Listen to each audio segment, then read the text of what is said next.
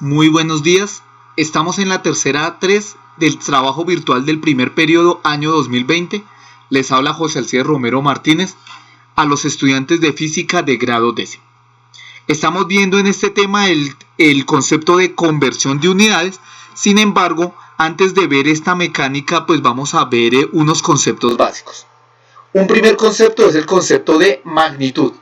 Y con respecto al concepto de magnitud, nosotros lo tenemos como un atributo de cualquier objeto que puede variar de forma cuantitativa. Entonces, al hablar de magnitud, necesariamente tenemos que hacer uso de los números.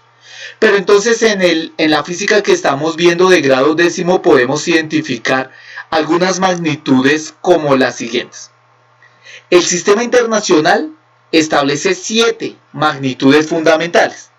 En este ámbito de este curso de física vamos a trabajar con las siguientes 3 magnitudes: la longitud, la masa y el tiempo. Entiéndase la longitud como una magnitud que determina la distancia que hay entre dos puntos. Primera magnitud. Segunda magnitud fundamental, la masa, siendo la medida de la cantidad de materia que posee un cuerpo. Y la tercera, el tiempo, magnitud física con la que medimos la duración o separación de acontecimientos. Básicamente, entonces, estas son las 3 que vamos a trabajar, y en el ámbito del sistema internacional, es decir, en nuestro planeta Tierra, las personas nos hemos puesto de acuerdo con establecer una unidad de medida. Tenemos unas unidades específicas. Para la longitud, la medida básica sería metros, cuyo símbolo es la M. Para la masa, la unidad del kilogramo, cuyo símbolo es el kg. Y para el tiempo, el segundo, cuyo símbolo es la S. Ahora bien, ¿qué significa medir? Medir es comparar dos magnitudes de la misma especie. ¿Qué significa esto? Que usted no puede comparar una longitud con un área o la longitud con el tiempo. Usted compara longitud contra longitud, una de las cuales se toma como patrón, es decir, se trata de establecer la cantidad de una magnitud por comparación con otra que se toma como unidad. El resultado de una medida es un número que va acompañado de una unidad empleada. Para ilustrar este concepto de medida, entonces aquí, ¿qué tipo de magnitud vamos a medir? Una longitud. Y nosotros podemos establecer una unidad patrón, en este caso esta barrita verde que la hemos establecido de manera arbitraria. Y la barrita amarilla establecería como el objeto que nosotros pretendemos medir. Entonces, ¿qué significa medir? La idea pues es establecer, bueno, cuántas unidades patrones corresponden al objeto a medir. En este caso, el objeto a medir corresponde a 1, 2, 3, 4, 5, 6, 7, ¿qué? Unidades patrón. Por lo tanto, el objeto a medir, nosotros la medida la podemos establecer con un número más una unidad de medida. Recuerden, en el caso de la longitud, esa unidad podría ser tiempo, pero si lo que queremos medir son masas, la unidad podrían ser kilogramos o gramos, y si lo que corresponde es tiempo, podríamos utilizar segundos en el Sistema Internacional de Medidas. Ahora bien, nosotros en el sistema, en la física que estamos viendo en grado décimo, estamos trabajando con 3 magnitudes que las llamamos fundamentales: longitud, masa y tiempo. Pero con la longitud, masa y tiempo podemos obtener una serie de magnitudes derivadas. Entonces, por ejemplo, voy a escoger algunas de estas. Por ejemplo, si usted la longitud la multiplica por la longitud, tendría longitud por longitud, y longitud por longitud sería longitud elevada al cuadrado. Aquí estamos hablando de una magnitud derivada llamada área. Pero también podemos tener otros ejemplos que los vamos a ver a continuación en nuestro curso de física, como volúmenes, velocidades, aceleración, fuerza, presión, trabajo, potencia, energía, impulso, velocidad angular, aceleración angular. En química, con la profe Sopo o con la profesora Sandra ven el concepto de la densidad. También vemos el concepto de frecuencia y otras magnitudes pues que eventualmente veremos en el próximo año en grado 11, el concepto de carga eléctrica, de voltaje o de caudal. Ahora bien, entonces nuestro sistema métrico se llama decimal. y entonces métrico porque pues por lo menos en la unidad de longitud de su base es el metro, y decimal que en este caso estamos utilizando el número que 10. Pero entonces para aclarar el concepto de por qué es decimal, asumamos que esta unidad patrón corresponde a esta línea que estoy sombreando como unidad patrón. Pero entonces cualquier longitud que sea más pequeña que la unidad patrón la llamaremos submúltiplos.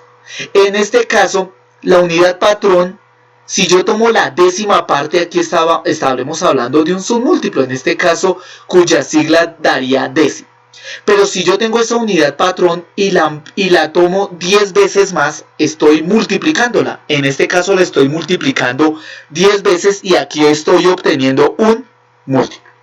Ahora bien, en el material pues que se les entregó en la guía, ustedes ven algo llamado una tabla de múltiplos y una tabla de submúltiplos con unos respectivos prefijos y con una respectiva simbología.